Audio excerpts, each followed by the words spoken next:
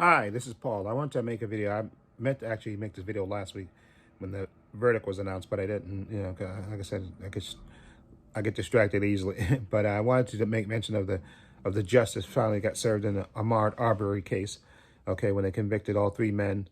Okay, and I thought finally we got some justice, even though it was a struggle to get that justice. And again, my heart goes out to the family, the mother and father, and to Ahmaud Arbery, himself, who unfortunately got murdered, basically because these idiots try to be vigilantes and stuff, and they do call it a modern day lynching, and it was because these guys wanted to play cops, okay, and basically boxed him in and wound up killing him, okay, and they weren't going to be charged, okay. It took 74 days, and the mother raising a stink about it for them to actually get those people, to bring in an outside prosecutor to get them charged and get them arrested and charged, and now eventually convicted, convicted and stuff. And like I said, they really, that prosecutor, that first prosecutor who tried to, she what she just she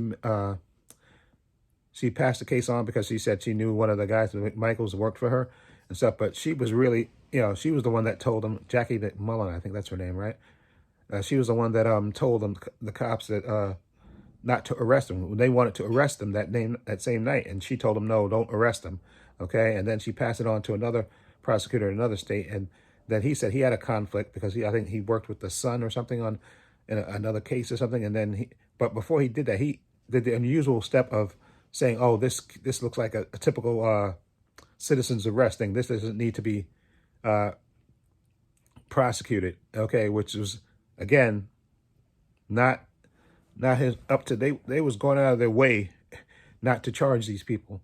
But thankfully, like I said, what happened in my opinion, was that the the George Floyd thing happened. And once that thing happened, and then people started noticing and picking up, and this case started getting, momentum, and people looked back at this case, and they actually had to bring in the Georgia Bureau of Investigations, and they actually assigned a prosecutor to this case, and she did the case, and she got the conviction and stuff. But it wouldn't have never happened, unfortunately, without the pressure that was put on after that George Floyd killing. Okay, that's why this thing got scrutiny, and that's why it took 74 days before they finally got charged, and now they got convicted rightfully. Okay, but if it wasn't for that, unfortunately, they wouldn't have been charged. They'd been walking around scot-free after killing somebody. Okay, and that's why I say, when people try to hand you that thing like and say, oh, there's no racism left, or this country's not racist, and spare me the BS, okay? Get with reality, okay? There is racism in this country, and there's still racism to this day going on. The perfect example of that, look at the Lauren Boebert situation. Her, making those videos, basically, telling her constituents that Ilhan Omar is a terrorist. Basically, she was saying that. She's basically saying it, and there's no repercussions for them. And like I said, a lot of these racists, they've gotten emboldened since Trump got elected. They think, oh, they can say what they want to say. And I always said this, and I said this to my friends at work too. The reason Trump is so reckless with his mouth is that nobody ever punched him in his mouth. He's probably never been in a fight in his life, okay? And that's why he's so reckless with his mouth.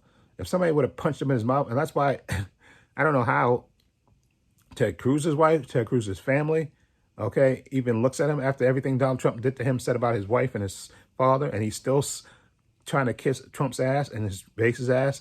That's why I can't see how his family has any respect for him. Same thing with Mike Pence. They were chanting, hang Mike Pence, okay? Hang Mike Pence, okay? And I have no doubt if they would have caught Mike Pence, you'd have saw Mike Pence's legs swinging on the cover of the New York Times, the vice president hung at the Capitol.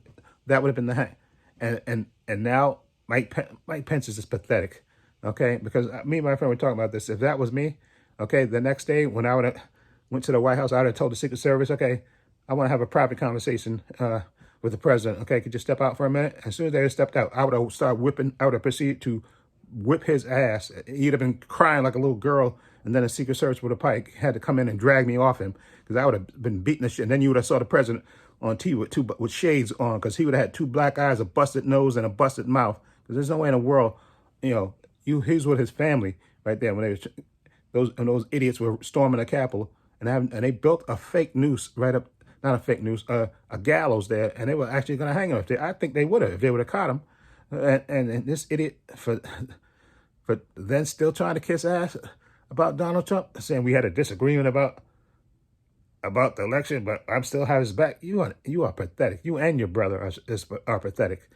Still trying to support Trump. You are pathetic. Do anything to be close to power. Purely pathetic. But seriously, I'm glad they finally have justice in the Ahmaud Arbery case.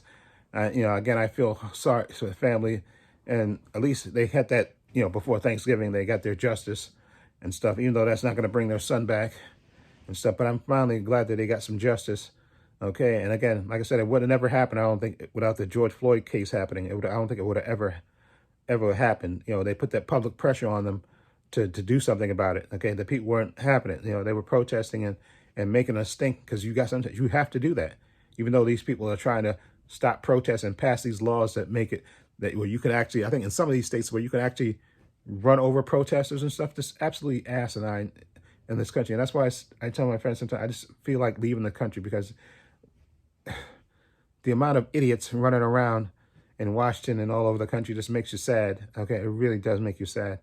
But I'm happy for the family. They got their justice. And, maybe going forward, we can make sure that any other miscarriages of justice, if you keep that public pressure on, things can happen, good things can happen. Okay, anyway, let me know what you think about the Ahmaud Arbery case and the verdict. What do you think of it? Feel free to leave comments down below.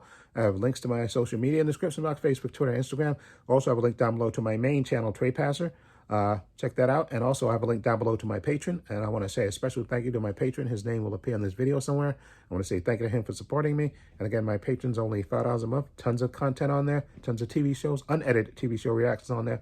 Follow the link below to check it out. And this is Paul saying so long and take care.